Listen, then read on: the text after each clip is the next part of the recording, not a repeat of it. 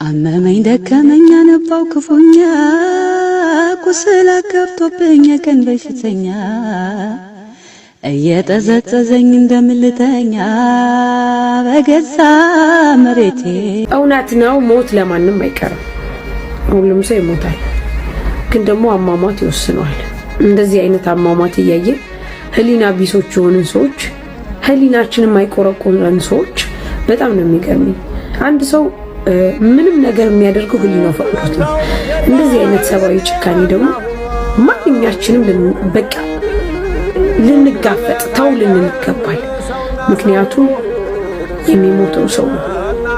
በተለይ ሴቶች ላይ እየታየ ያለው ነገር በጣም ነው የሚያሳዝነው።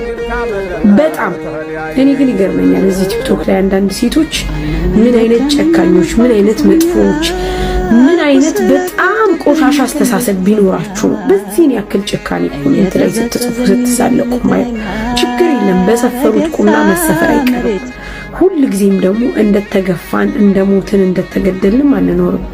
ቀን አለው እግዚአብሔር ቀን አለው። ለእናንተ ስትሉ ለአንቺ ስትሉ አንቺ እዚህ ነጭ ከቀይ ፓንት እየለበሽ የፈረስ ጭራ እያራገብሽ ከጀርባ ዳልሽን እየተደበደብሽ እንደዚህ አይነት እህቶቻችን ደግሞ ዋጋ እየከፈሉ አፍሽን ዘግተሽ እሽኮለሌላሎሽ በለሌላለው ምትይ ካለሽ እናንተ ላይ ነው ዘመቻ የምትከፍተው።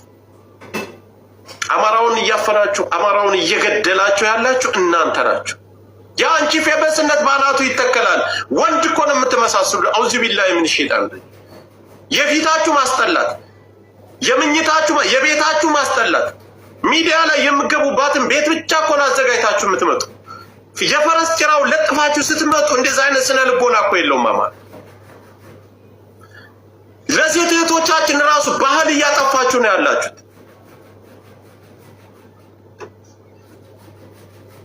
ከጀርባሽ 10 ኪሎ ፀጉር ተሸክመሽ ትመጫለሽ።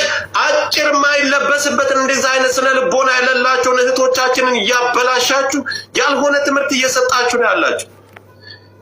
አለፍ ሲል የኛም ባህል ትታችሁ የሌላም ባህል ግንባርሽ ላይ ለጥፈሽ ትመጫለሽ። ስለዚህ ካሁን በኋላ ለአማራነትሽ ወጥተሽ አትታጋይም። ነገ ሰላም ሲያገኘ ልትይ አይደለም፣ ወጥተሽ መታገል አለብሽ። ቪዲዮ መስራት አለብሽ። መነገር ላለበት መነገር አለበት። አታደርጉም። ካሁን በኋላ እንተያየለን። ሐሳባችሁን ቀጥ ሄኖክ